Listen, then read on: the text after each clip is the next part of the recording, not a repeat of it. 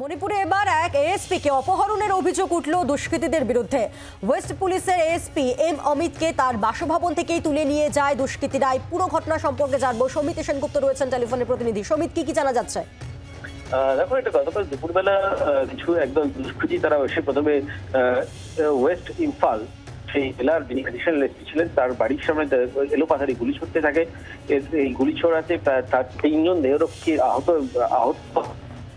তারা ওই additional SP এবং তার একজন দেহরক্ষীকে তারা তুলে নিয়ে যায় এবং কিছুক্ষণ পরে যখন সার্চ অপারেশন শুরু হয়ে যায়, বিভিন্ন চেক পয়েন্টে সার্চ অপারেশন শুরু হয়ে যায়, তারপর বাড়ির অদূরেই তাদেরকে বেধড়ক মারধর করে ফেলে রাখা হয়েছে। এখন গুরুতর আহত অবস্থায় অ্যাডিশনাল এসপি এবং তার দেহরক্ষী হাসপাতালে ভর্তি। ধন্যবাদ।